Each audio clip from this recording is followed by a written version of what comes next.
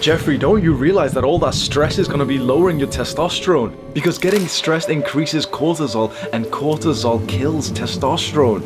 This is why your pee-pee doesn't get fully hard anymore, Jeffrey. Adonis.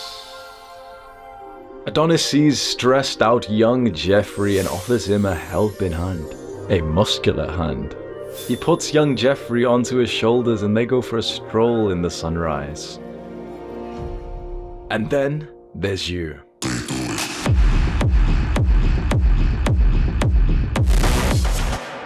You're probably just like me in that over the last year or so, you've researched a lot on testosterone and you've watched a bunch of those videos, the guides, everything.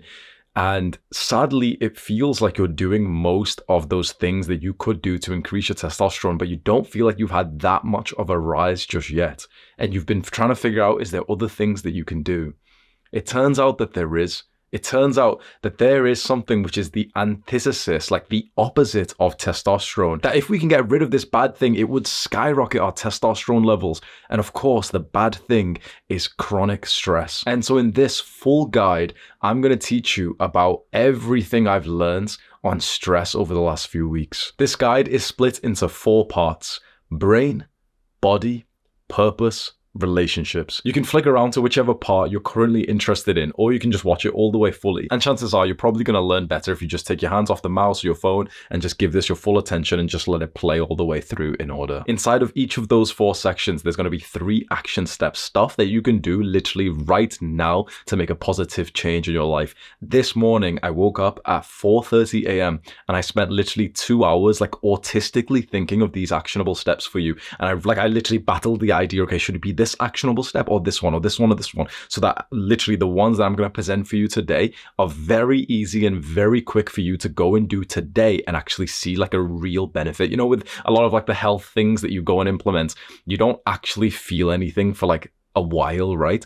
I purposely chose the action steps which you will literally feel a difference today, like within genuinely seconds of you listening to the action step and doing it. So let's talk about stress and the brain. Now, I'm a bro scientist. I'm not like a legal qualified scientist. So I don't know like the big words that all the scientist guys use. But chronic stress that we have over a long period of time, like this daily stress, is bad for brain. That's a fact. And that's as much as the science that I know. But I'm going to tell you about more of like the realistic, relatable experiences that I've had that I'm sure that you're going to be able to really learn from. Usually when I make these videos, I tell you of stories where I have personally made the mistakes in the topic and how I overcame that. And the stories that I tell, usually they're all from around 2019, 2018, when I was like a degenerate Jeffrey and I was doing all the bad habits. Unfortunately for this story, it's actually from yesterday. So I'm here on my computer desk in my room yesterday, and I'm just grinding away at like this work task, scripting these videos. Okay, message my brother because he works for me, he's doing this thing. Message this guy, okay, he's doing this editor thing. Okay, this. Message this guy, boom, boom, boom. Literally hours of work. I started at 3:30 a.m. Now it's gone to 7 a.m., 8 a.m., 9 a.m. Okay, then I'm going to eat. Okay, I've got to eat the pre-workout meal. Okay, this is 700 calories for the pre-workout meal. Okay, go on, eat this. Now I've got to watch that video and just review it quickly. It gets to 10 a.m. and it's time to go to the gym, but I need to shit first. So I'm on the toilet, shitting while still working on my phone, and I order the Uber that's going to take me to the gym. And usually the Ubers are kind of like, they're going to take a while to get here, but today it's only 3 minutes away. And so now I'm in a fucking rush. I've got to quickly like get ready, okay, get changed and pack my bag. Okay, I need my towel because I'm gonna go in the sauna. My earphones on there and there. I'm literally in a rush now. Like, you know, I'm in this state of like stress, of like this weird haze of like just being taken back after being on my computer screen for like 7 hours. The Uber's outside and I have to go make my 2 water bottles, fill them up with electrolytes and stuff. And my mom's even saying like, last week, like, didn't one of the Ubers like leave because you took too long? And I'm like, yeah, it's fine. He's not going to leave. It's not going to leave. I open up the door and literally we see the Uber driver drive off. I go on the app and it's already been cancelled. Dickhead. So I go on the app, order another Uber. Okay, it's 2 minutes. My mom's like smiling at me and stuff, probably thinking I'm like fucking autist or whatever, but like I'm just waiting around. Okay, replying to this message, get into the Uber, start driving to the gym, still gotta reply to this message. Oh, I gotta go see the workout that I'm gonna hit today. Okay, open up the app. Okay, I'm hitting this workout, get into the gym, locker, put my shit in there, go upstairs, okay, reply to this message whilst I'm literally just fried brain. My brain's fried. Technology overload. I think so many guys can relate to this when you are literally so hooked onto your phone and your computer and the internet. It's kind of like, you can relate to this, right? You kind of have like this weird, like mushy kind of brain. Like you're in this almost this haze, almost like what you could imagine if you hit one toke of weed, like if someone passed you a joint and you hit it once, it kind of feels like that, but 24/7 when you're in this weird haze of like, you've just been using technology for hours. You've got this weird, like musky kind of sweat on your skin, but you haven't like showered yet. You feel like, do you remember in video games when you were going to take a quick break to like go to the toilet or get something, you'd write AFK or BRB, which meant like I'm away from keyboard, I'm away from my desk, or BRB, be right back. It kind of feels like you're like that, but in real life. Like it feels like you're AFK in your own brain. I don't have to tell you about the consequences of technology overload because by now you really know that. But just for this video, we're talking about this phrase of chronic stress. When you're so connected to your phone and to your computer, you have so many opportunities to get like that sort of bouts of stress and anxiety and pressure because of that level of connection. Imagine me and you found a time traveling machine and we go back 50,000 years, 100,000 years, and we see natural humans. What is their life like in terms of connection with others and like messaging that goes inside of their mind? They wake up and they are here in this real world. They go outside and the feedback they're getting from the world is like here in the now of everything that's just around them. And so they have quite a low level of stress. And then randomly there's like an attack. Saber-toothed tiger is here, rapist, Ugg, and Grug, the two other cavemen who've got high tea, they're coming over. Extreme stress, acute stress, but only for 10 minutes, 20 minutes whilst we run away. We run away from like big fucking rapist Grug, right? And then you go back to that peaceful mode. This is how like animals' natural stress lives are supposed to be. It's supposed to be relatively peaceful around the clock and then bouts of extreme acute stress. And this is actually really healthy. This is like that sort of balance that we need. We need the peacefulness and we need the extreme stress. Issue is these days we have quite a lot of that extreme stress, but like around the clock.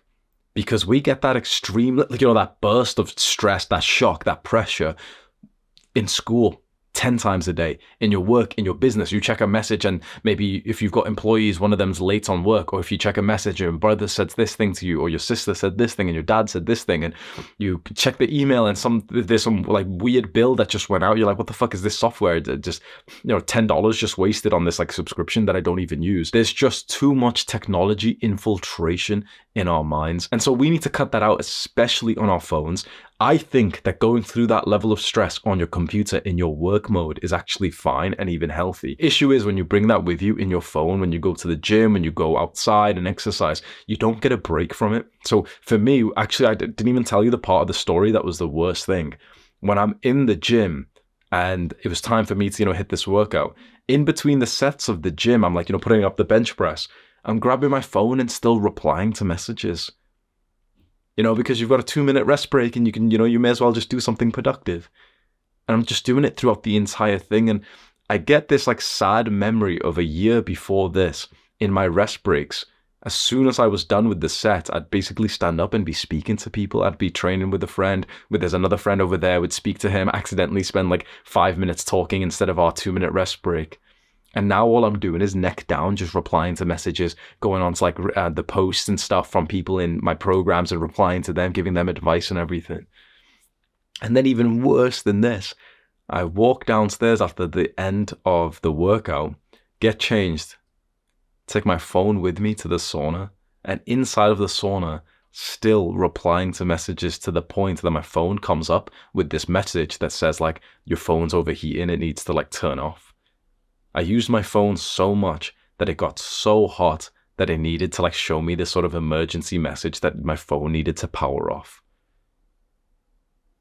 Not even in the sauna could I like give myself a break from needing to stay connected to like the digital world. So in those times where you need to work, absolutely, this is not me telling you don't work, don't be, replying to people, do it. But the problem just is when you're overloading yourself through your portable, like through your laptop or through your phone. So I want to give you an actionable step, which can really help you reduce like how just fried your brain feels because of your phone. And do this right now. Just grab your phone if you're not already like watching it on this. And I'm going to just record my screen on my phone. So you're going to see exactly what I'm going to do. And I really want you to follow these exact steps, right? Click on settings, scroll up a little bit till the settings, like the search comes up, and search at the top for color filter. Click on color filters, turn that on, and click on grayscale. Now go back to your home page and have a look at what it looks like. This is your phone with basically no colors. And if you just leave this setting on right now, you will be so much less likely to use your phone because it's an instant reminder of this path that you want to get on to not be like addicted to your phone. And so if you're feeling like you're constantly chained to your phone, this technology addiction is really getting to you, this is such a fast step that you can do literally right now within seconds. You can just go rewind and follow those steps. That will literally like probably half your screen time instantly, just because it's just not nice seeing your phone and it's black and white. So it's kind of like, one, it's a reminder, two, it's just kind of annoying seeing it. It's kind of ugly. And so you just purposely want to use your phone even less. And that reminder is just so powerful because often we don't plan to use our devices. We just kind of reach for them subconsciously without realizing. And this is almost like a stop quickly when you're like, oh yeah, it's in black and white. I did that for a reason. The next thing you can do to lower how much stress your brain feels is even another thing on your phone. And this means a lot to me because I promise you, I did this around 3 years ago and I have not turned this setting, which I'm about to tell you, off on my phone in 3 years. This setting I've had on my phone for 3 years straight, and I want you to do it with me, and I'll explain what it is afterwards.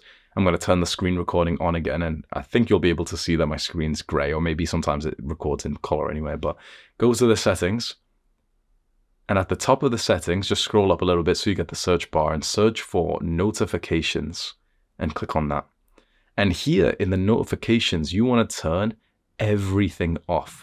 So schedule summary, turn that off. Show previews, never.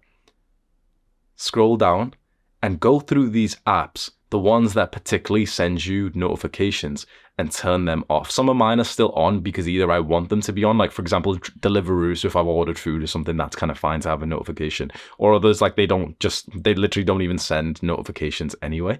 Just go through and turn off the ones that you know for a fact cause you distractions. So you could go and find like Instagram, text messages especially, WhatsApp especially. You might think, wait, but I want to see those notifications, don't I? What would be so much better for your brain's health away from stress is that when you are in like the mood to go and reply to a message, that's when you see the messages. So for example, my phone right now, I only see like messages that someone sent me if I go onto that app like WhatsApp or text message. That might seem a little bit crazy to you, and you might think, wait, but that like, how would you know? What if you take a while to respond? I promise you, if you can just trust me, this has been one of the greatest things that I did over a few years ago to really reduce how much stress I was experiencing. And also, it really helped me become successful and productive. So if you can just blindly just take my word for this and just trust my advice, there's nothing I'm trying to sell you or anything like that. I don't like benefit in some weird malicious way from doing this. If anything, it's probably like worse for me as a YouTube businessman because you'll get notifications for videos or whatever. But turn the notifications off. Go down that entire list of apps and turn off the ones that you know you get notifications on, and like have no mercy. I know that the way you're going to go wrong about this is there's going to be a few apps that you're thinking like, yeah, I don't really want to do it on that one because I need to see the notification and stuff.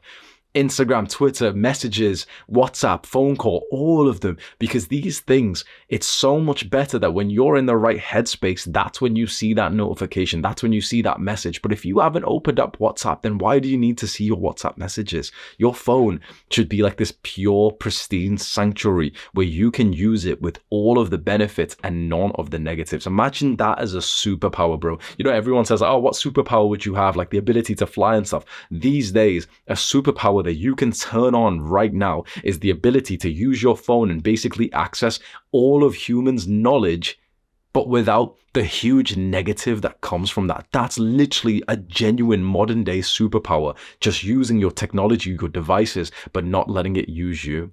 So this is literally a superpower that you can activate right now. If you get rid of all these notifications, you'll mindfully use your phone. You'll go onto it with a certain thing of like, oh yeah, I want to message that person on WhatsApp. You'll click on WhatsApp and see that you've got 3 messages and then you'll reply to them. You didn't need to see that notification. You didn't need to reply so quickly. And you might think, oh, but what if I miss some kind of plans and stuff? Well, if you're in that kind of like, you know, that day when you're expecting to meet your friend at 5 p.m., well, of course you're going to be on WhatsApp on that day, messaging him and, you know, planning something. And so if at 2 p.m. you're thinking like, oh yeah, let me just make sure he's still on, you'll open WhatsApp and see that he sent you a message saying like, oh, sorry, bro, you know, I can't make it today. It's not like you're ever going to like get changed, get ready, go out into public to meet someone without even like checking the message beforehand, just in cases if they've cancelled. So you're still going to be fine. I'm telling you right now, in the last 3 years, I haven't been stood up once. I haven't ever like, you know, had something where I got ready for something and then it was actually cancelled, but I didn't see the notifications. Not had anything like that, not even once.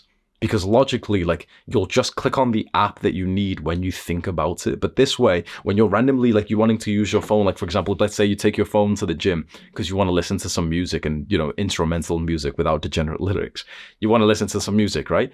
It would be better if your phone just had no notifications whilst you were listening to this music. Then, like, imagine you hit that set and there's like 4 notifications from like your Discord friends saying something which you didn't really need to know right now. But now that you've thought of it, you've actually just lost some presence and some of your, like, you know, that flow state that you had in the gym.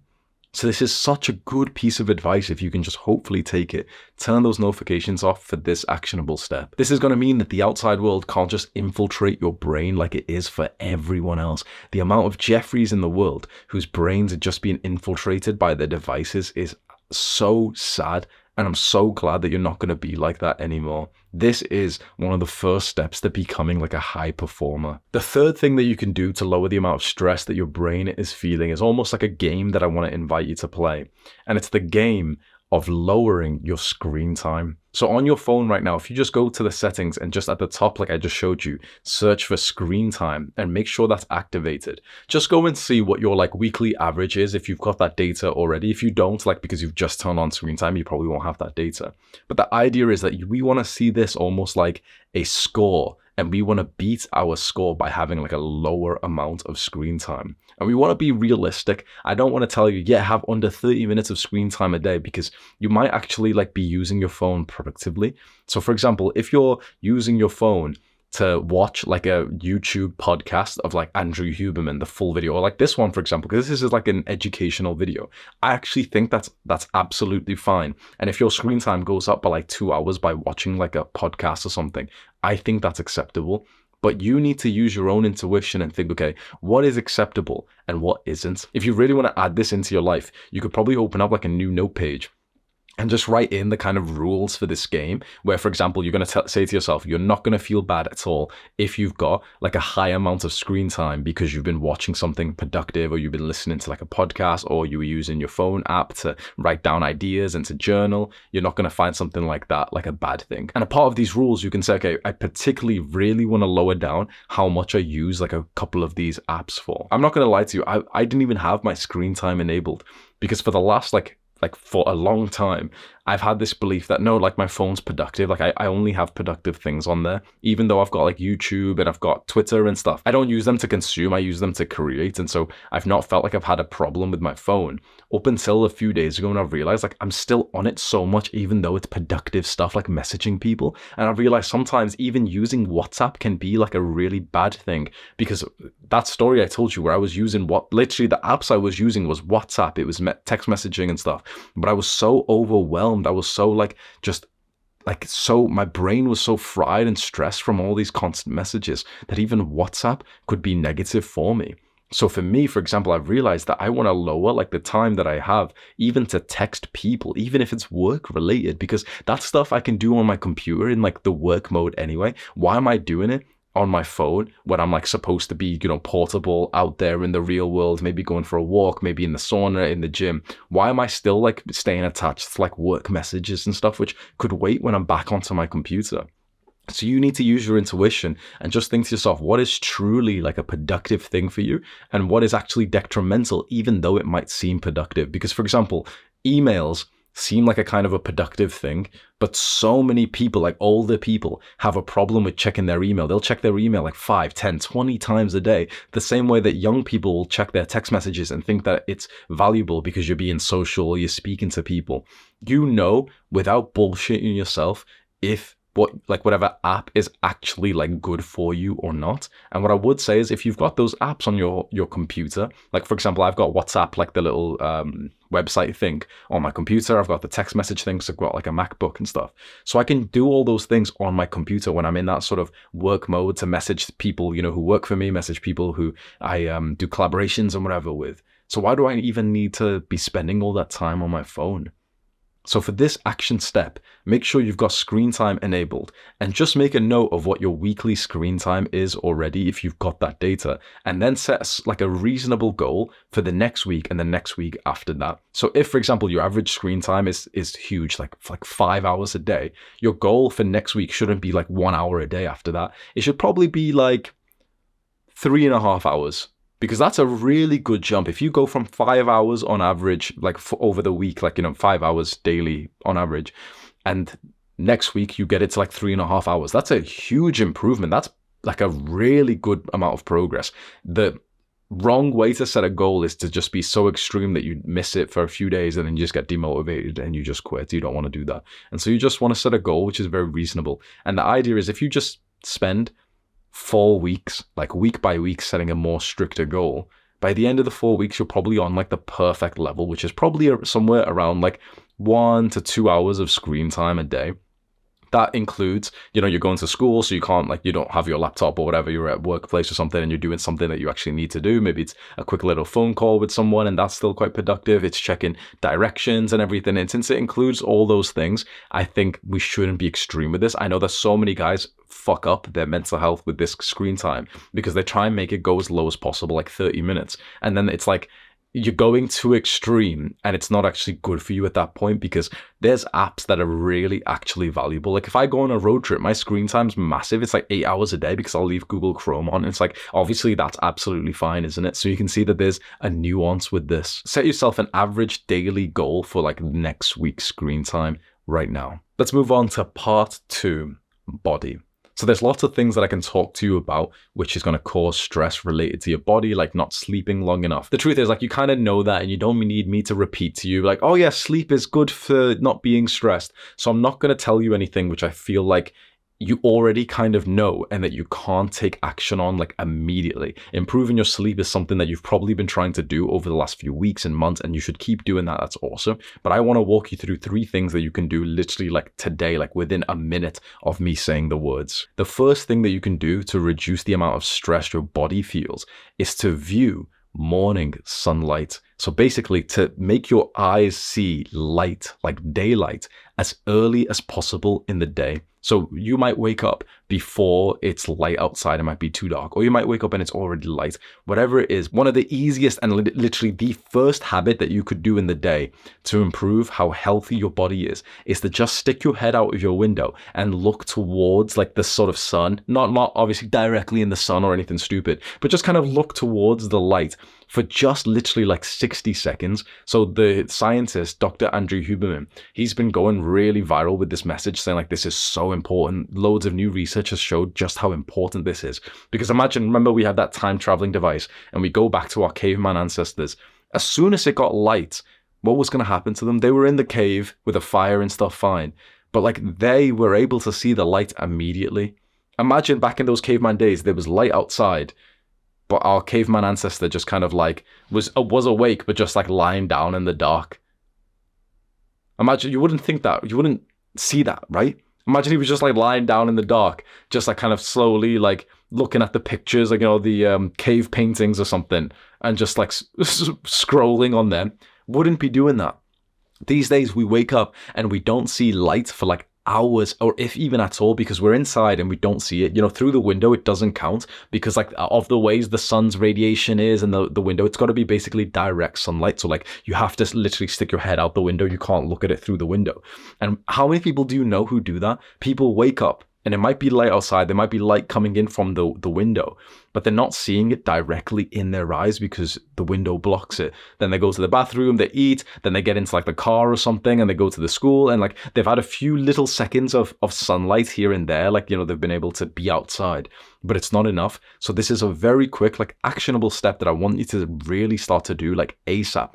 As soon as you wake up, open up your window and just stick your head outside a little bit. 60 seconds. Now, if you wake up and it's still dark, then obviously there's no point in doing that straight away. But you can just do it like 2 hours later, 3 hours later. If, for example, you're in school at that time and there's a class, you're currently in, or you're in work and you can't do it, okay, fine. But you can reasonably make some kind of progress. You could walk over to the window that you have in the office or in school, and you could just pretend you're opening the window or something, and just like look outside for 10, 15 seconds and then go back into your whatever you were doing. And so I'm going to ask you a question, and I don't want you to bullshit the answer. Have you actually seen any sunlight today? But like, have you actually like been outside? Even at one part of your body? Have you even stuck your head out? Have you stepped outside of your house at all? Have you gotten any direct sunlight on your skin? Because I'm not going to lie to you. For the past week, 2 weeks, I barely have. I've been working basically all day. And sure, I get this morning sunlight. But other than that, it's like I get ready for the gym, take the car, like the Uber or something, to the gym, and yeah, sure, I'm outside, like walking into the gym for 30 seconds, then I'm in the gym, then I'm in the sauna, then I get into the car and come back home and just work. I've probably genuinely had less than 2 minutes of sunlight per day for the last few weeks. And so, is it any reason why for the past few weeks I felt way more stressed than usual? That's why I started reading this book on stress, and that's why like I'm making this guide today, because it's been so much in my mind. Think about a caveman human only getting 2 minutes of sunlight a day. What, like, could that have even been possible back then? He was just going to stay inside the cave 24/7 and have his food delivered to him? Impossible. Take that same healthy, high testosterone caveman like this alpha male and make him sit in that darkness for 2 weeks straight, and even he would start to have symptoms of like low testosterone like you do. So this is your actionable step. Have the one habit, which is morning sunlight. As soon as you see some sunlight, stick your head out the window. Remember, it cannot be through glass, through window. It's got to be direct, like outside, right? Stick your head out the window, 60 seconds, and then boom, go back to work, fine. But also, the second actionable step is just try and be outside in the daylight more often. It doesn't have to be like perfect summer sunlight. It doesn't have to be, that warm, beautiful sunlight where there's no clouds or anything like that. Just be outside in the daylight. So in the UK, obviously right now, especially in November, it's dark, it's cloudy. But if you can see outside, it means there's currently daylight, and daylight is very healthy, and like it's so crucial for us to experience. Even if you're taking like vitamin D pills or anything, you still need daylight on your skin and in your eyes to feel like mentally healthy and to get rid of some of this stress. So just see how you can implement this today. If you just did this for 5 minutes a day, or even 2 minutes a day, almost every day for the rest of your life, you would be in such a different position. You'd be happier, less stressed, you'd be making better decisions, you'd be getting like better ideas, and all of that would just mean that you're like becoming more successful. And so along with daylight is something which is kind of similar. It's getting into nature. So this is the second like body related thing that you can do to reduce stress. Bring yourself into nature however you can think like you could reasonably do it. So perfect ways, like you've got a dog and you take it for a walk, and you choose like the walk which has a bit more of nature, like some woods or whatever it is, and you walk through that 10-20 minutes a day. That's perfect. Even if you don't have a dog, there's no reason why you can't go and spend 10-15 minutes walking in like the forest or the woods or the fields or anything that's kind of close to your house. And you might say, oh well, I've got absolutely nothing, like I live in a city. I mean, these days in a lot of cities, there's actually some parks, probably like a 5-10 minute walk from you. And so you could still go there. And then you can say, oh, well, there's another excuse I've got and this and this. If you're like that and that's your thinking pattern, you probably can't be helped, honestly. Like there's some people I try and help, and it's like all they do is just respond with fucking limiting beliefs and excuses. Just get it done. Just if this is good for you and I'm trying to help you here and your own brain is telling you, nope, can't do it because this other reason which has got nothing to do with me. Nope, can't do it because I'm a little bitch and I'm giving responsibility to the world instead of to myself. Yep, I love being a feminine little pussy who doesn't take any control of his life. This is the attitude that so many people have. Very interestingly, actually less and less young men are having this attitude because they're realizing you've got to take control of your life. So if your little Jeffrey lizard brain starts piping up as I'm giving you these answers, tell it to shut up. It's the same part of your brain that told you to watch porn 1,000 times, to look at it like in your mind and say, yo, shut the fuck up. You convinced me to play like 10,000 hours of video games. Fuck you, little Jeffrey mind. So if I'm giving you a good piece of advice here, which is like get into nature, and you're hearing these excuses, don't listen to them. It's the same part of your mind that told you to play video games and to watch porn. Tell it to shut up and go and do that actionable step anyway. Get out into nature, maybe daily, for just a few minutes. If you've got a back garden, literally just go walk around your back garden for like a few minutes a day. My mom does this like every single day. She'll just go like walk around the garden and that's like her exercise. And I've started copying it. And another thing you can do is try and be like barefoot and really engage as many senses. We used to do this as children just naturally. When we'd walk through nature, what would we do? You probably did this as well, but you've almost forgotten. You'd randomly just like pick out a leaf, look at it a little bit and start tearing it up and like kind of squishing it in your fingers. We used to like integrate ourselves with nature and we don't really do that anymore. So if you can, go barefoot and literally feel like the rocks, the sand or the mud or whatever it is that you're stepping onto. Rip off like a leaf and like look at it and like play with it and tear it up and smell it and move it in your fingers. This is actually very, very healthy for us. Children do this naturally because this is how humans are supposed to be. As we get older, we start getting like so rigid, like we've got to pretend that we're like sophisticated people who don't pick off leaves. Bro, fuck that. I'll pick off the leaf and I'll play with it, and I hope that you would too, because these things are actually really good for you. So vow right now that you will try and get into nature for just maybe a few minutes a day, but every day, because this is, I'm not going to lie to you, I don't do this. I haven't been doing this, but I'm going to start now, because when I get into these modes of like full work focus, all I care about is my goals and work. I'm like this full-on autist who will just stay at home and work for 12 hours a day. This is why I've been so successful in business. In just 3 years, I came onto the scene, and like this year, we're going to profit over $500,000 this year. So I've done very well in business because I've been able to like really nail in on like, you know, my focus. But even then, I actually am believing that I would have been more successful if all this time I kept up more of those healthy habits, because I've lost, in the last 3 years, I've lost probably around 9 months of like work mode, because I was so burnt out at different times and I changed goals and I did this and I did this and I acted in ways that wasn't like, you know, full of my integrity because of levels of like stress and lack of critical thinking and decision making. And one of the interesting benefits that I've always like really looked up to with being in nature is that it's actually been shown to improve your decision making and how clear-headed you are. So if you want to be better in work and you want to be better in your studies, but you're already like doing about as much work as you reasonably could be doing, and more hours, you can kind of start to believe isn't really just going to help you that much. The quick 5, 10, 15, 20-minute nature walk in a weird way might get you higher grades than actually studying for that 20 minutes. Because we'll get to a point in business where the constraint of your business is no longer your productivity. Like if I work 20 hours a day, it's not going to change much. If anything, it'll actually like ruin our business, because I'll be tired, I'll be sleep deprived for these videos, right? When you get to like a really good point in business or even in your studies, and you pass like those sort of like initial dumbass Jeffrey stages where you're like literally just not sitting down to work. Once you're out of those stages, it's no longer about how many hours you can work. It's about how good your hours of work are.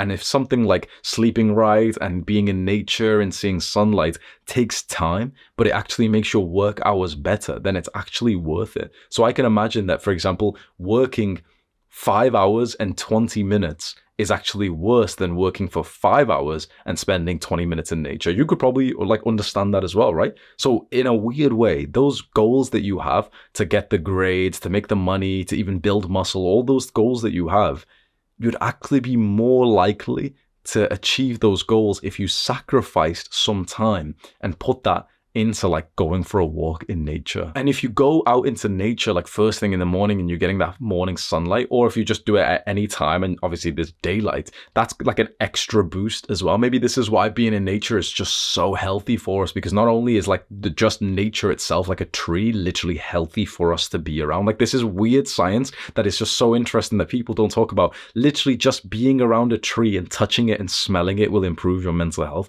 It's 100% real and true. And it's like these days we just kind of ignore that because we'd rather think that our mental health is going to improve by working more, by getting higher grades. But we know that that's not true. We absolutely know that your health is completely separate to like your results in business and your grades. We know this. And so if you want to be the kind of person who has good health throughout his life, you have to be doing these things. You can't let them slack. This is coming from someone who's let it slack many, many times.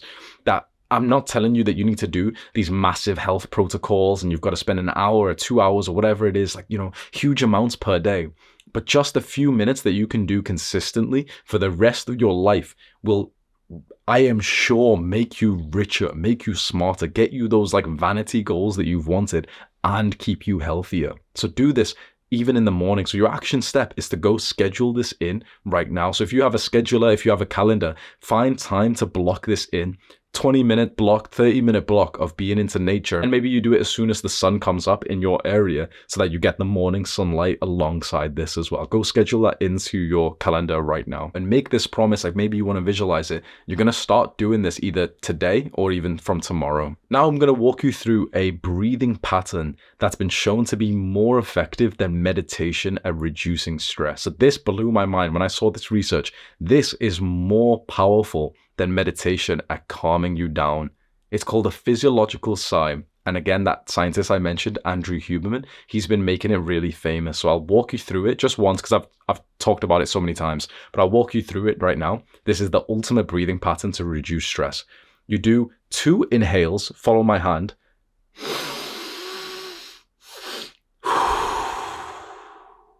And then an exhale. So what we're doing is breathing in as much as possible with our nose. And when it gets to about here, we kind of stop for a second and then just squeeze in a bit more air through our nose and then let it all out.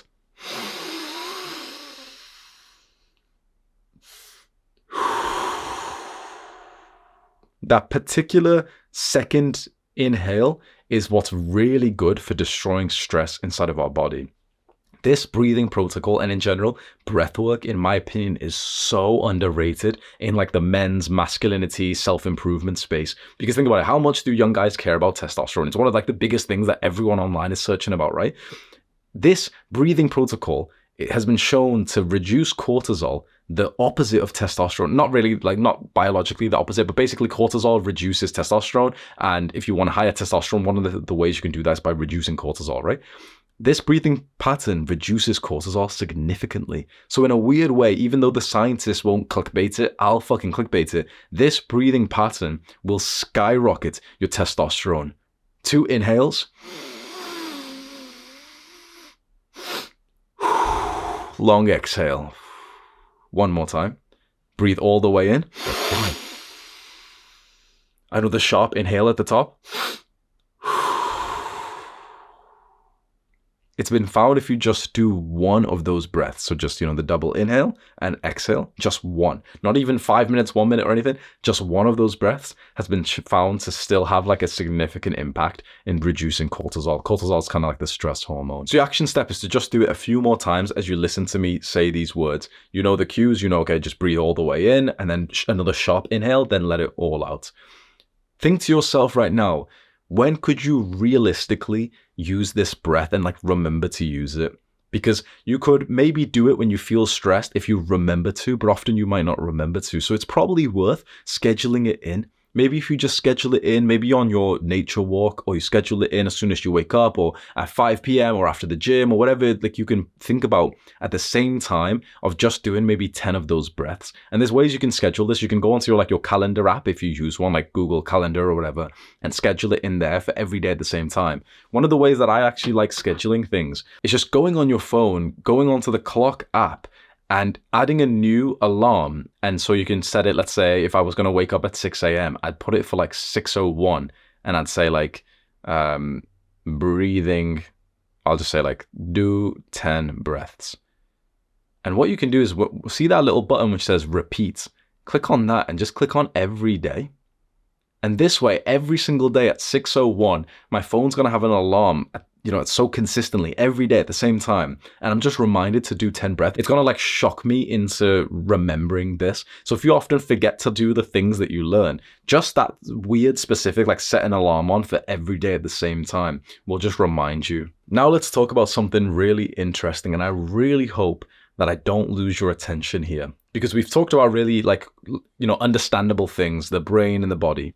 Now I want to talk about purpose. And because this is a bit more of a vague thing, a lot of guys tune out. If you can just trust me, this is a really, really important thing for us to talk about. Your purpose, the meaning of your life, is so important to really distinguish and to remember, because all of like the spiritual teachers of the world say that for masculine men, purpose is number one. Our fulfillment in life will come from purpose. For feminine women, their fulfillment comes from love. For masculine men, it's all about purpose. And so if you can understand what purpose is like, you'll apparently get such great health benefits. And I have really felt this too all of my life. I was just basically like a normal guy. I was a normal kid who was addicted to video games. I played RuneScape and I just wanted to level up in there. I'd go to school and I was kind of like awkward around the girls, and I had a couple of like friends that I'd play video games with and do random like stuff and throw food at each other, whatever, and like come home and play games. And I got older and I wanted to like fuck girls, and I was just a normal guy and relatively like a degenerate, but not like a crazy amount. It was when I discovered purpose that my life changed forever, because that was when I became like productive. Before I discovered what my purpose was, I was always just kind of floating through the world and just kind of like indulging and consuming and, wanting to play games. I couldn't ever like really sit down to study more than like half an hour. It was just so boring. I couldn't imagine, being like really productive. As soon as I found my purpose, that's when the concept of like working hard really came into my life. And so I really want to give that gift to you. I made a full like 1.5 hour guide on how purpose works, and so I'll have it linked up. It's called How Purpose Works, I think that's the title, but you can probably watch that after this. But I'll explain to you in a very short way using this Japanese philosophy called Ikigai. So because I like the way that this like philosophy like explains it. Ikigai, I think I'm pronouncing that right. Basically, to find your purpose, you have to find the thing that overlaps 4 categories. So you might want to write this down, or you might want to draw like 4 circles and have the circles kind of overlap in the middle. So imagine one circle is here and the other circle in this corner kind of overlaps a little bit. Then another circle in this corner overlaps a little bit, and another circle here. So basically we've got 4 circles and they all overlap in the center a little bit. In the middle is Ikigai. The first one is something you love. The second one is something that you're good at. The third one is something that the world needs. And the last one is something that you can make money from. Just write those down and maybe rewind if you have to. What we want to do is find the thing that is in the middle of all 4 of these. The way that you find it is a little bit difficult. I'm not going to lie to you. I could tell you, it's so easy, because many guys struggle with it because you require like a certain personality type and like a certain mindset. You basically just need to go and try like a bunch of stuff and see what stuff sticks. And you've really got to be aware of not being influenced by other people. You've got to have like empty space in your day to just kind of like sit and think about the things that you're doing. And so it's very hard for young men to find their purpose, like their ikigai, because most of their time is just spent like in the education system. Then they come home and they're maybe having to go to work, or they're just like watching stuff, and they never give their brain the space to kind of send them the message of like, hey, by the way, I fucking hate our existence, but there was a time when I didn't. That time when you were doing that activity, I actually felt alive and I really miss it. Let's continue talking about purpose. So all of this video that you've watched so far, I actually recorded yesterday. These full guides, when I make them, take me usually 2 to 3 days to sit down, record, never mind even the 2-3 days that I spend like scripting and research, like a week or so researching and stuff. So this is me from like tomorrow, or what? So you've been watching me from yesterday. Here I am current Hamza. So the action step for this part of the guide is to find your ikigai. And so just think about those 4 questions and just find somewhere that you can answer them right now. What are some things that you love? What are some things that you're good at? What are some things that the world needs? And what are some things that you could make money from? If you can find something that overlaps all 4, that could just be your masculine purpose in life. Now, the next step that I really want to walk you through is aligning your life to your purpose. So whatever you think your purpose is, even if you're not totally sure, just if you randomly just pick something that seems reasonable. Success as a man comes down to you aligning as much of your life as possible to your purpose, that big mission, that big cause that feels like it's just so like you were born for this. But there's a very specific way that I think you should start by doing this. It's not to add much more into your life. So let's say, for example, it feels like your purpose is to be a teacher and to spread like health education to people. Basically like what it feels like mine is, right? Sure, it would be great for me to give you productivity tactics and for me to tell you, okay, sit down and record the video and change the YouTube channel banner and send out emails all the time and, just random things that I could tell you to do. But this is going to be so interesting.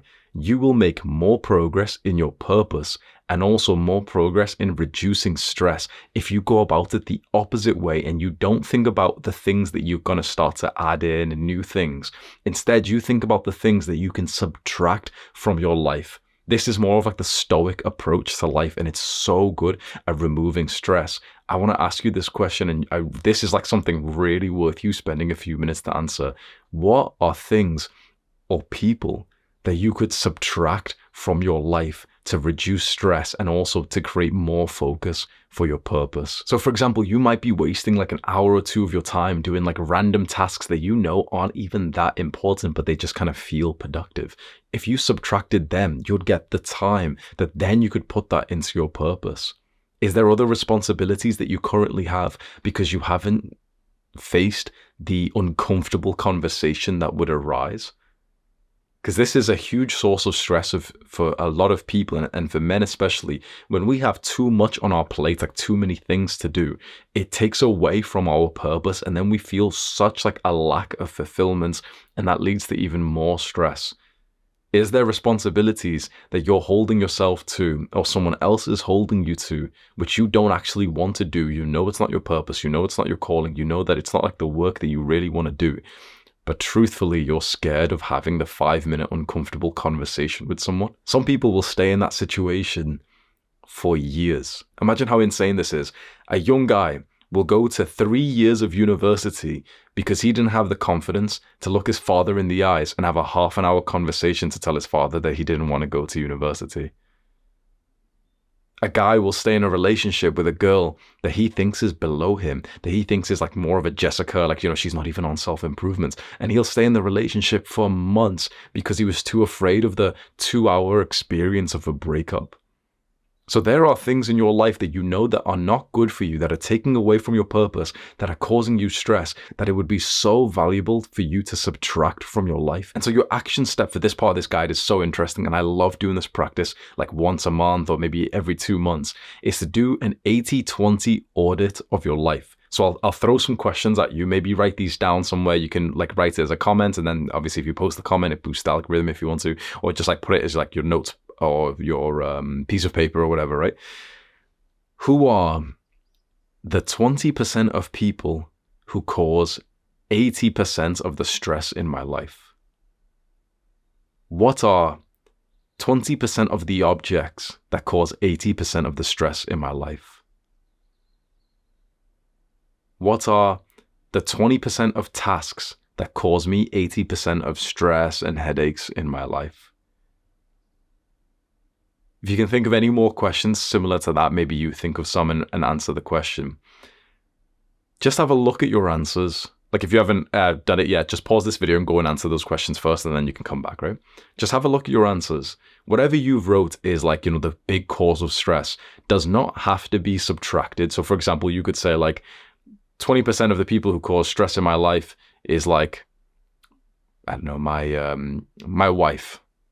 And Imagine if you've got like children with her, it's a committed relationship, you love her. You're not just suddenly going to think, oh yeah, I'll subtract her from my life. You'll be thinking, okay, well, how can we ease this problem? This is someone I'm going to stick to. And so I'm going to work through this. Let's figure out the biggest causes of stress in this relationship and let's work through them.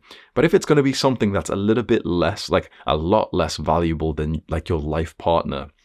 So for example, if you're doing some random task right now that's causing you stress. So I know a bunch of young guys who are like freelancers, like they'll just do random like gigs on the internet, making thumbnails, editing. And sometimes they'll get like shit clients. Sometimes they'll get horrible people who are paying them to work for them.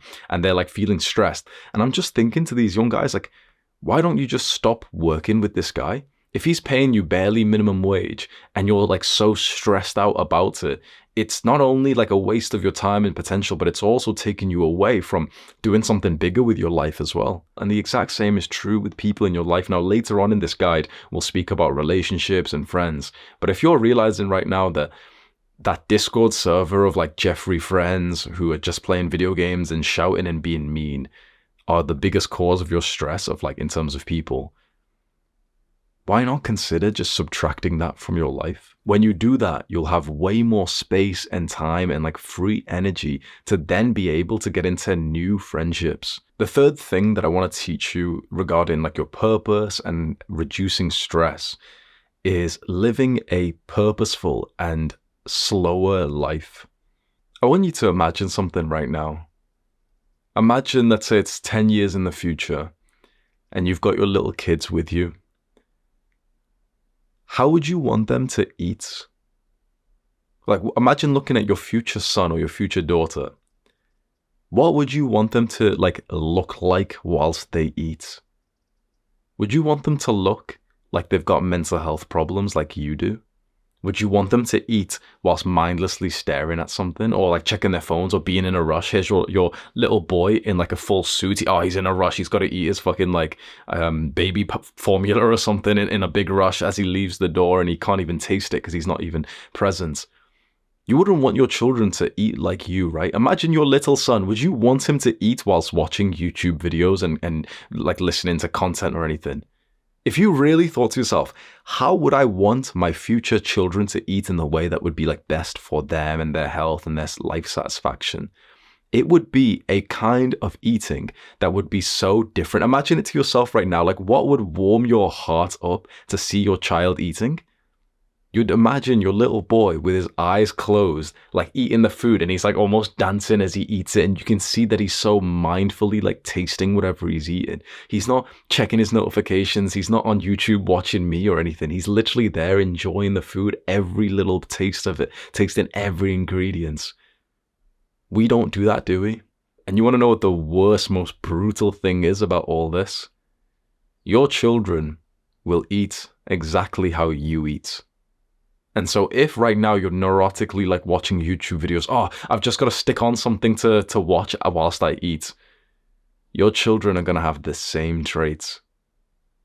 So this is going to be like a weird action step. But if you want your children to be the kind of ones who literally close their eyes whilst they eat and they're experiencing so much joy because they're so present as they eat that they're doing like a little cute dance, you need to do that yourself. Because you can't teach your children anything. Like children don't learn, they imitate. And so you need to become the guy with this weird specific scenario where every time you eat so mindfully that it like you're literally so enjoying it, because when you have children a few years from now, they'll watch you. You can't continue like, watching YouTube whilst you eat, but in a few years from now, like tell your children, hey, eat it mindfully, like, yeah, really taste it. It's going to be absurd. They're just going to copy you. And so however you want your children to live their lives, you should start to form that in yourself right now. Would you want your children to live like this life of being rushed and always, like feeling like they've got to like constantly like keep watching YouTube videos and checking notifications, working on their phone 24/7? Or would you want your children to eventually grow up and have this almost slow sense of stillness like you could imagine the real masculine men have? We feel like, Mew and I, we feel like we're in such a rush that we've constantly got to be like learning, we've got to be watching stuff on YouTube whilst we eat, and that like encapsulates our entire lives. Like, you know, at the start of this video, I told you like me being stressed, I've got to be on my phone, and I'm going to the Uber and I'm just working on my phone all the time, like pretending to be masculine and productive. All I was really doing was destroying my presence. Let me share with you a lesson about masculinity that I found that a lot of like the masculine people online don't talk about. Masculinity, one of the most important parts of it is presence, is your ability to stay grounded here like this very second and not be drifting away in thoughts, not being pulled away by notifications and by the constant incessant need to work. And so when I see so many guys who live this like lifestyle of being rushed, who constantly need to be working on their phones, who constantly need to be learning and like never give themselves time to just kind of sit there and contemplate life, I just think like you're doing like masculinity wrong. Because again, if you imagine the genuine, most masculine, successful men of history. So I'm not talking about any like modern day influencer who's going to do podcasts or anything. I'm talking about like presidents where you can imagine like a black and white picture of them where they were presidents at times of war. If you imagine Theodore Roosevelt or Winston Churchill, you can just imagine that they had some time allocated to basically just doing nothing, to just sitting there in slow, peaceful mode. Like they probably had like a pipe or a cigar or something, and they just sit there on their chair and just kind of rock backwards and forwards whilst like thinking about life and thinking about the world. And these days, us young guys who are trying to be masculine think that we've got to constantly be on our phones. We don't have that level of stillness that like real masculine men do. You know, soon I'll be a father. If you've watched a bunch of my videos, I've spoke on and off about becoming a father. My woman isn't pregnant right now, but I've known that I would have like a period of maybe about 1 or 2 years of like preparing for fatherhood before I'm actually due to become a father. And for the last 1 year, that's exactly what I've done. I've moved around the world to like 4 different countries to really get a taste of like what it would be like to raise children in a different country. And I've come back and I've like finalized that it's going to be the UK. So the country is kind of checked off. Now over the next few months, me and my woman are going to go to different parts of England, and we're going to go like stay for like a month or 2 months to kind of get a feel for whichever place, you know, kind of resonates with us a bit more. And after that, basically buy our home and then have our first child. So I've been preparing for this for over a year, because when I think about living like a fulfilling life, I don't see it as this like, you know, young man's bachelor, red pill. Yeah, you know, I've got multiple girlfriends and stuff. That stuff, honestly, to me, it's like, it's a little bit sad because I'm not trying to act cool, but I've experienced it. And when I think of those memories of those experiences, they're not ones that you're actually like proud of. They're not ones where you're actually fulfilled. For many men, they're just chasing ejaculations. And I think when you step above that, you start to really crave like the real fulfillment in life, like from your purpose. And I think a huge part of purpose is fatherhood. And so I'm aligning most of my life to fatherhood right now. And that thought of me just eating food like with my children, and we're like almost like literally all of us have got our eyes closed, we're proper tasting the food and we're proper like laughing and dancing, and my wife is like kind of looking over at us and smiling. That brings like the biggest smile to my face, because I see that as real success. And I just want to share like one thing that I learned about fatherhood recently. It's not really related to stress, but I think you might find this interesting. Most of those like hyper successful men, Elon Musk, Jeff Bezos, those kinds of like billionaire men, do you know how many children they have? Google it, bro. Google how many children they have, and also Google when they first had children. Elon Musk, I think he's got like 9 or 10 children, and Jeff Bezos has loads. Look at Russell Brunson. He's like one of the best marketers in the world, like a businessman. He's got like 5, 6 children. And what's super interesting is not just that they've had loads of children, they started having children quite early. What I've seen in this sort of narrative of men's space online is that men are being told to just wait and wait and wait to have children. And for a lot of men, it makes sense because they're just honestly not really ready for it. They can't afford children. But when you've ticked off the box of like being able to afford children, and you've got like a business or a good career, and you've got that level of like stability, and you've also reached a level of maturity where you know that you could raise your children so well, then I think delaying it much further isn't off many benefits. This is at least my values. I'm sure that there's other people who'll say like, oh, but I want to go traveling and, live more of my solo life. I can't think of anything better than like sharing my life with children and having that as like a work task through the day of just giving as much consistent love and education to my children. And so I'm like super excited for that. I think that this will be like the best chapter of my life by far. Becoming a father and reaching the next level of my maturity and having this project to really work on to, just help my child become a capable human being. They don't even know, like my future children. You know what? I was going to say my future children don't even know like how hard I'm working to create this into a reality, but I think they will know. I think when my children are like old enough, they will have immense levels of gratitude because it will be so clear of the effort that I've put in for years to be able to like give them a great life, more than just, stereotypical masculine father who just works all day. That's like level one. That's the baseline. You've got to be able to provide for your family, but doing those deeper psychological things and the health things where you've been studying for the last few years on what makes a healthy baby, the diet to have when you and your woman are going to get pregnant, the ingredients to have inside of the household that won't cause any kind of illness in the child, like all these, the next level of education and preparing for fatherhood. That's what I've been doing. And I really invite you that if you feel like this is going to be one of the most important things you do in life, consider having the same kind of period which I've just had. Because just relating this bit about fatherhood to the video title about stress, many guys, when they get to a certain age, they start getting super stressed when it comes to like family and girlfriends. And let's say, for example, in a few years' time, you get into a really good relationship. If you're not prepared to become a father, that can be a huge source of stress. If you eventually like get her pregnant, and maybe that was a mistake and you don't know what to do now, like what's going to happen, that can be immense stress that you could protect yourself from if you acknowledge today that you'll probably have children maybe in a few years from now.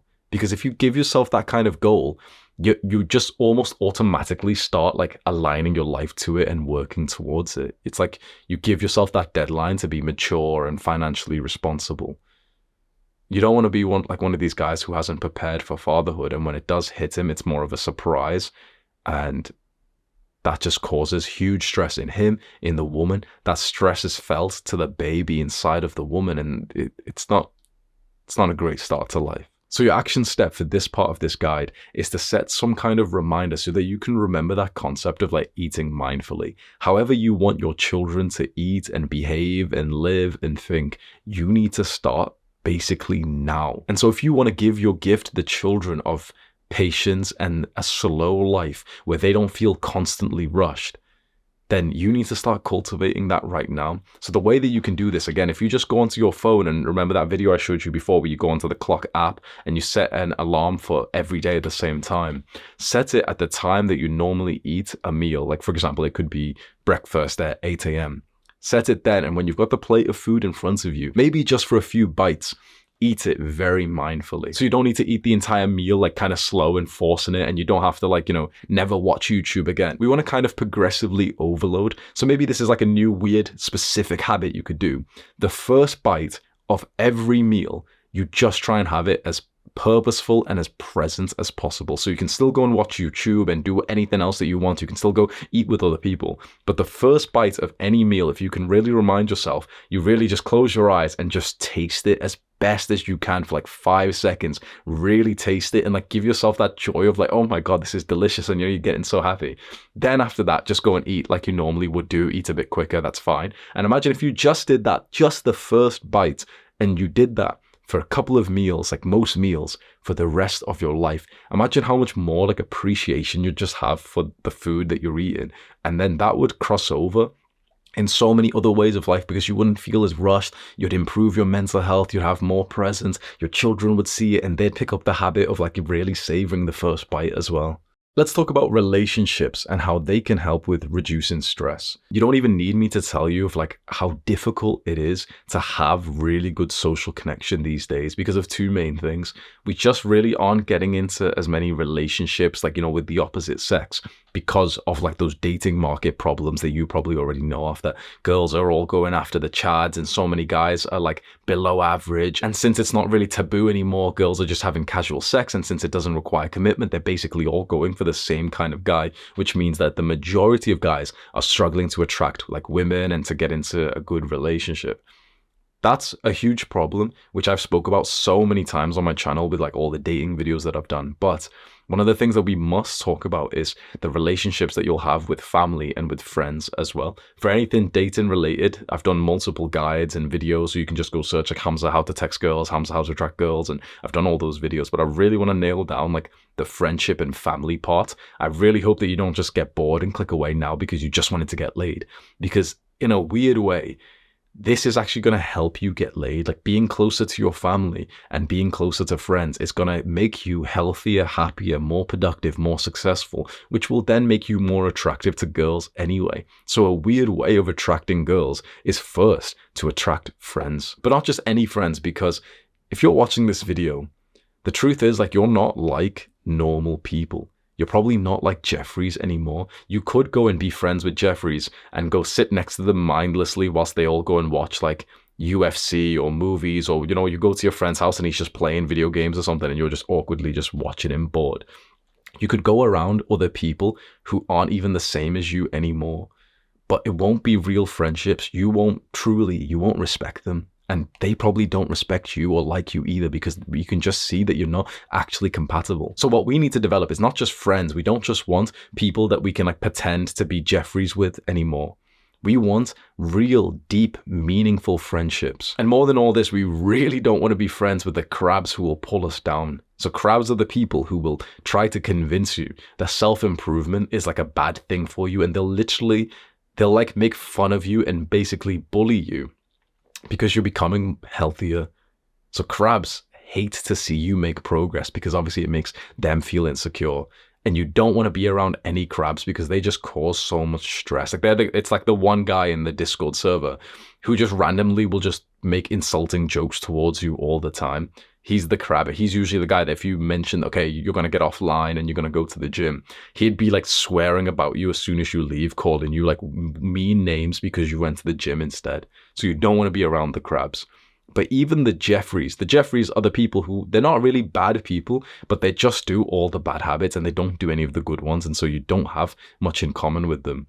Trying to force like friendships with them still is honestly a waste of time.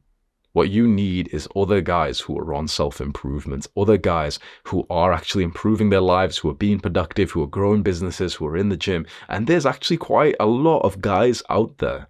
So you probably know at least one guy right now that goes to the gym, don't you? You know one guy that's actually fairly productive. My action step that I want to give to you is to just ask that guy some kind of deep question. Maybe it's him or maybe it's some other people that you know. If you just choose one person that you can think of right now, you could text one person right now some deep question that will get you to basically the next level of your friendship. So if you go on your phone and do this action step with me right now, go onto your phone and go onto like the text or WhatsApp app and find one person that you know that they went through something kind of tricky, difficult, or hurtful sometime in the last like few months. So maybe you heard that this one guy didn't get a really good grade in his exam, or you heard that maybe this guy's like parents passed away, or this happened to this guy, or this happened to this guy, something difficult they went through. And what if you just sent them like a nice, caring, casual message of like, hey bro, I just remembered that X, like I just remembered the news of your mother. How are you doing? Just a message like that. This is going to show that you care about this person, and it's going to give them like a reason to text you back and to really acknowledge, okay, like our relationship's getting serious. You actually asked me like a deep question, which you didn't need to. The reason why I'm suggesting that you do this is because it's so easy to have people in your life that either one, these friendships, you just kind of keep them dormant, like you don't really message them frequently and they just kind of slowly die off, which you probably have as well. Or two, if you do kind of maintain contact with them, you speak to them every now and then, okay, speak to them. It's usually with really shallow things. It's usually with just like basic messages that you quickly mindlessly type, that you send them like a nice video or a meme or something. Most people don't actually have like conversations with substance. And so you could be the guy who's actually starting this. If you message just one person right now, you've got my respect for this, because you are the initiator, like the leader who's going to lead as many like people in your life as possible to having these like deep, meaningful conversations. And this is how you get to really know people. This is how you get to like the next levels of your friendship, which gets so much deeper. And this is also how you reduce stress with relationships, because when you have that tribe around you, of course you feel less stressed. If you think back right now, like 100,000 years ago, think about our caveman ancestor and think about him just stood alone in the middle of like a vast forest, and he hears a noise. Imagine his anxiety right now when he's alone and he's thinking, okay, is it another caveman? Is it Ugg coming to rape me? Is it a saber-toothed tiger? He's actually going to be panicky. But if the only one variable that we changed was that he had 2 other men with him who were his tribe members, then when they hear the noise, they're still going to get like a little jolt of energy getting ready for this. But they're going to have a lot less anxiety and a lot more certainty.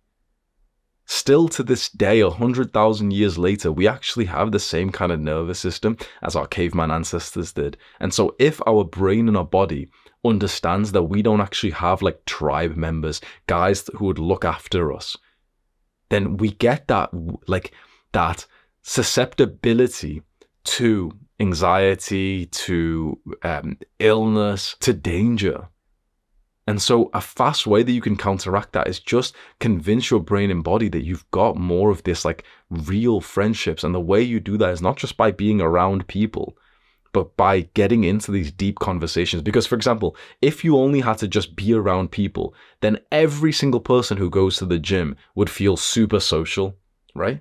But that's not how it happens, right? There's loads of people who go to the gym and they don't actually feel social. They got their hood up. They're not actually like part of the gym community or anything. Because it's not just about physically being next to people. It's specifically about getting into the deeper conversations with people. And so I think it's so great if you could have at least 1, but maybe honestly more like 5 guys that you get into like deep conversations with frequently. So go and do that actionable step right now. Go send like some kind of deep question to at least 1 guy. But if you really want to take this to the next level, send it to 5. The second part of reducing stress with your relationships that I want to share with you, I find so interesting. There's a lot of research that actually shows human touch will reduce your stress. Like literally just being touched by other people. And you can make whatever, oh yeah, touch, like whatever joke you want. But this is actually really, really like important. And it's very easy to add into your life. Again, if you imagine that caveman ancestor or our tribe member ancestors 10, 15,000 years ago, they were around each other celebrating and they were so much more like intimate. Now, they might not have been, it's hard to actually estimate or guess what like dead ancestors would be like, because obviously it doesn't show up in the bones or anything if they touched each other. But I believe that when there's been observations done in like current hunter-gatherer tribes, they are a lot more like touchy and they seem to have like less personal space than we do, especially in this sort of modern culture where we all just drive our empty cars to work and we don't sit next to each other. And we certainly couldn't imagine like touching a stranger. There's been research done that doctors who, when they just touch the arm of the patient when they're giving them bad news, that patient has like a higher chance to recover afterwards. But so many doctors these days aren't even risking literally just putting their hands on like a patient's arm because they risk like, getting fired or getting told like it was harassment or something. So there is certainly risks with the advice that I'm going to give you. But I actually think like the risk is worth the reward. I think it's so valuable to be more of like a touchy kind of person. And obviously you've got to use your intuition here. You don't want to be touching someone who isn't receptive to you, but you want to be more of like a close, warm person if you can, if that feels really authentic to you. And if it doesn't, then I've got an interesting action step that can work for anyone, even if you aren't like someone who's usually like a toucher or a hugger. It's to join sports and classes where human touch is just a normal thing. So for example, if you go and do like jujitsu or wrestling, you're basically touching each other in like basic, like kind of like intimate ways a lot. In jujitsu, you'll have like a grown ass man just put you in the missionary position, stick your legs up like around his waist and everything. Like it gets like kind of hot. Like it gets like there's a lot of touching involved. He's got your like his hands on your chest and everything. Then he's like moving to the side. He's got his hands around your neck. Literally, I know it sounds like gay as fuck, but it's actually, yeah, it is gay as fuck, but it's like, it's probably still really healthy for you. And I'll talk about jujitsu and these kinds of clubs in a second, because there's another piece of advice I'll give that's aligned to them. But if you can just get into any kind of sport where you are like having some kind of contact with other people, this is apparently really good for your stress, but also I actually think this is really good for you to like not look weird in a social setting. So imagine if me and you went into like a classroom right now and there's like 15 guys, 15 girls. Me and you, subtly, within a second, we could spot which one of the weird guys are, right? You could almost tell, if we made them all stand up, within a few seconds, we could tell who the weird guys are. They could, let's say if we've just told them, put your hands down, and none of them are saying or doing anything weird, you could still tell who the weird ones are. What's interesting is, if you imagine this situation, it's because of the way that those people are kind of in their bodies. Usually the confident, happy, loving people, they're very like normal and healthy in their own bodies. Like they move with a certain level of like flow where it feels like they're actually really here. The traumatized, like weird people, and weird sounds like an insult, but it probably is, but it is the truth. When you'll meet someone who's just awkward in his own body, and for example, like he'll talk to you, but he won't really face you. He's just like, awkward mannerisms that it's hard to describe. Obviously, some obvious ones will be like, oh, his eyes look away. But it's like a weird specific thing of like, it just feels like they're using a game's controller whilst everyone else gets to use like a computer mouse. Like, you know how like a computer mouse and keyboard is just so much more accurate than a game's controller, and like you move the analog stick and it's like your person moves like this much. This is how some people actually move compared to the free flowingness that you could do if you were in your body. And what I've found is the guys who seem like they're not in their body are usually the ones who didn't have some kind of like wrestling playtime when they were younger. And so you can't go back in time right now. But what you can do is get into that kind of masculine contact right now. It's wrestling, jujitsu, like most martial arts can be awesome for this, but I really think the ones where you've got a lot of like bodily contact with other guys is really good. I know that you can just make jokes and say that, oh, this sounds gay, but I want you to think right now of like how many really masculine, successful guys go to jujitsu. Andrew Huberman, Joe Rogan, Lex Friedman. There's so many guys who are now into these kinds of sports. And so whilst you could be sat here with like 300 nanograms of testosterone calling it gay, more masculine men than us are actually doing that stuff. So you could consider joining a club like jiu-jitsu, and I'll speak about another benefit that you'll get from it in a second. But for this actionable step when it comes to human touch, there's actually such a wholesome thing that you could do. And I do this every single day. The action step is that when you wake up, and you go downstairs in your home, you hug your mother every single morning. Just a quick actionable step. Basically every day, every morning when you see either your mother, your father, or a family member, you just go and give them a hug. The first one that you do, or maybe the first 2 or 3, might feel awkward if you don't usually do this and you're thinking, oh, it's going to be kind of forced. Your mum's obviously probably going to like it, but like maybe your other family members might find it a bit weird. And that's, I'm not going to lie to you, they might do. But it's only weird for literally the first 1 or 2 days. And then after like 4 days, they're basically expecting it as well. And even though like imagine your sister could say, oh, get off me, weirdo, or whatever, it's helping her. And inside of her, even though she doesn't want to consciously admit it, she's like thinking that's probably the best part of the day. Other people often won't tell you like how good it is to be hugged, especially people who've got that kind of avoidant kind of personality, like, oh, get off me. But they're the people that need the hug the most. And so this wholesome action step is for you to go and hug either a family member or anyone you live with every single day. First thing in the morning. Just get into the rhythm of that and make that like a consistent habit that you do as you say good morning to people. And then an extra thing that you can do, because I'll be honest, this is how it goes. The first few weeks feels like, you're proper embracing them and it feels so cute. And like I see my mother smile when I started to do this. But then after that, it almost turns into like a quick like habit that's like almost a chore. And I just kind of do it with one arm and it's lost a lot of the magic with it. And so you've got to constantly keep up the importance of this isn't just a physical act of just putting your arms around someone. It's more like an emotional connection with someone. So I make sure that I don't just like mindlessly hug my mother, but rather I do it and I say like words either to her or to myself. I do it and literally like almost see and feel love. And that's when I see the difference. So yesterday I went down to her and just gave her like a one-armed hug whilst at the same time I said like, oh, can you make my breakfast? It's not very like loving, is it? But today I did it with this phrase in my mind of just saying like, I love you. I didn't even say it out loud. I probably should have, but I just said it in my mind. So obviously it's easier to do. And I just held the hug in like a nicer way. And I saw her smile like she didn't do yesterday. So this is your action step. And I really hope you take this because you can just create like such a positive light inside of your family. The final thing that I've researched that will help reduce stress in terms of relationships is a really cool concept. And it's about becoming a regular.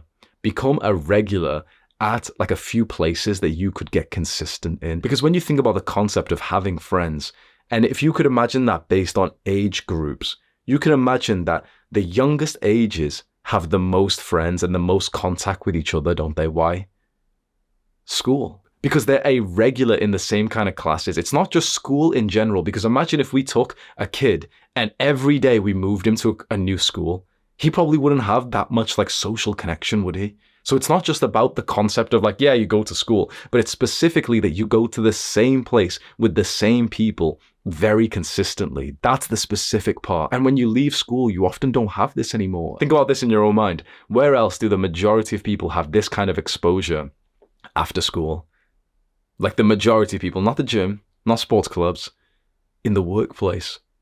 And so this explains why the majority of adults, when they get, 18 or 21 years old and they start working in like offices or factories or anything, their social experience just gets boiled down to just work friends. Because they're the only people that they're regularly next to. And you don't want to rely on that. And so instead, what I really like this concept is go and become a regular at a few more places. So at the gym is fantastic. If you go to the gym at the same time every day for a couple of weeks, you'll start to notice the same people and they'll start to notice you. And you can start to really have like pleasant exchanges. You could go in with really nice energy and wave to people, give them a thumbs up, give them a fist bump if you see someone hitting a PR. And then if you did that just a few times, you might come in one day and realize that you're actually kind of popular. You come into the gym and there's like 4 people who come and speak to you because you're bringing this really nice, like stress-free, peaceful, playful energy. And people really like that because they keep seeing you in the gym and they see your progress. I remember I was going to the same gym at the same time for so long. After like months of doing it in the changing rooms, a guy walked past me who I would see like most days of the week. And he said something which really like made me feel awesome. He said, "Oh, you've actually built a lot of muscle in the last 3 months." It wasn't even that much about the compliment of like, "Oh, you're bigger." The reason why it warmed my heart was because I felt like a connection to this guy. It made me smile thinking like this guy who I would have never met otherwise has created, like we've created some kind of like heart connection with each other because we've constantly seen each other in the same place because we're both regulars. So the gym is awesome for this. And again, this is where the martial arts clubs are really good as well, because if you're constantly going to specifically the same sessions, you'll become a regular there, you'll meet the other regulars and you'll often have like a lot of chats. So at the start of this relationship section, I said what's more important is like those deep, meaningful friendships, maybe a handful of them. And that's probably still far more valuable than this. But this is something that you can kind of like keep doing to maintain like a healthy level of social connection so you don't ever feel too lonely. Often it feels like the itch, the need for social connection is scratched, like it feels like it's fulfilled. If you go to like 3 classes of like some martial art club per week, I really recommend you do this action step. Think of one more place that you could become a regular. So you might already be one in the gym right now. Think of a new place that you could consider getting into. So maybe it could be the same cafe or the same restaurant, or it could be the same workplace, or it could be the same park at the same time. If you're one of those consistent guys, you will start to create more of those friendships and connections and you'll lower your stress. And then another actionable step is for you to think about where you're currently a regular. So it might be school or university or work or the gym. and think, how can you level up the very small interactions that you can have in there? Because in those places where the environment is based around something like, the gym is like working hard in your fitness and your exercise, school is working, right? In those places, you only need like a little burst of social experience to feel awesome. Like, for example, those days when you walk into the gym and you speak to no one, you hit like a pretty good workout. But the day you walk into the gym, and imagine all that happens is like, you fist bump one guy as you come in and he kind of smiles at you, boom. There's a girl there who smiles and waves at you because you spoke to her last week. And then there's a guy there who's just finished up on bench press and he's like, oh, hey bro, you can have it. And he gives you a fist bump or something because you spoke to him last week. Imagine just that. Literally 10 seconds of social life. You're going to have like such a phenomenal workout and you're going to feel like you're really part of this community. You're going to feel safer. Cortisol is going to be low, which means that your testosterone is basically going to be higher. You're going to be way more likely to hit a PR on a day like that than on those, like, those insecure days where you don't even like the way that you've dressed and you hope that no one looks at you. Those days, like, you never hit a fucking PR. They're always the days where, like, that dickhead, like, the gym enemy is there and he's hitting PRs and you, like, look and feel like an absolute weirdo. You want to be more like integrated. And so it's the same for any guys in like school or university right now. The day where you come in and you've got your earphones in and you just like, stay to yourself, you're not going to be like studying in the best way. But the day you come in and there's like a joke happening and you get involved there and there's a girl there who's kind of laughing and smiling at you. And then there's a guy there who asks you this question. Then someone from across the classroom asks something and says something that's funny. Like those days, when you feel like you're a part of this like micro community and you feel like you're a regular, you're going to do so much better if your real goal is not even to make friends, but to like, get the grades or build the muscle anyway. And so that's your actionable step. Think about the place that you're a current regular and level it up. I actually had a lot of fun researching and scripting and making this video because I was very much interested in the concept of reducing stress for myself. In just an hour, actually, I have like a doctor come into my house. I've got like some blood tests there. So we're going to do a blood test for cortisol, the stress hormone. And this is going to sound kind of weird, but I kind of hope it's quite high. I hope that my blood levels for stress are kind of high because this is a weird point, but it kind of gives me something to improve on. So if it comes back and my cortisol levels are really healthy, okay, then it's kind of like, oh, okay, so stress isn't really the thing that I really have to improve on.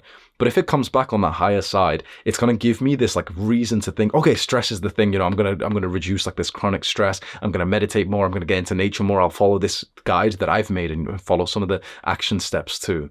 And so if you're interested, I'll post like the results in the YouTube community post or something and we can just see what the levels are. I also have a testosterone test there and I also have one for thyroid as well. This isn't really an action step because I really know that 99% of guys aren't going to do this. But the last thing I could recommend is if you can go and get your blood levels checked, that can be really valuable. This isn't like a shout out to any company. I don't have like affiliate links or anything, but it's just the quote really is nice. What gets measured gets managed. And so stress is like this vague thing. And so is testosterone up until you have a real number that you can see, okay, this is what my score is. Then when you have that first number, that's when it's actually so much more like clear what the goal is. Okay, my current testosterone levels are 440. I want to bring that up to 700. That's a clear goal that you can start to make action on. Otherwise, it's just this vague thing. So if you want to consider to go and get like a cortisol stress test or a testosterone test, I actually would really recommend it. You don't need to do them often. Maybe you do them like once every 6 months. And when you do it like a really big, intense period of really lowering stress or increasing testosterone, you get it like every 2 months or something to just see the progress you're making. And that way, it kind of always ingrains in your mind. If you've got like 5 tests over the last few years, like I do, like I've probably done like 8 testosterone tests in 3 years, I can like pinpoint what I was doing, what my lifestyle was like when my testosterone was the highest. So how interesting is that? Like when my testosterone was the highest, it was above the free range of free testosterone. So it was above the normal limit. And what I was doing, I was literally in the sun all the time in Thailand. I was sunning my balls directly in the sun. I was eating 3,300 calories. I know the exact workout routine that I was using. I know the exact habits and supplements and everything because I've got the score from the test and I've also got like all the logs of my workout routines and everything. And so It's just, I don't know, it's just nice having the last few years of like numbers to track to. So that's just something you can consider if you've got like the money to invest into it. I really hope you found this guide life changing, and I hope that you've taken those actionable steps, at least a few of them. If you want to help me and also help some of your friends, consider just sharing this video with like a guy that you know is awfully stressed, because that will help grow the video, which is awesome because they'll get more views and I get more, like, I'm famous enough, let's be honest. But it's just kind of like nice to know that my work is like helping more people. And if it also helps your friend, like, you might just save his life. It's very, very important work that we're doing here. Do the hard work, especially when you don't feel like it. Mwah.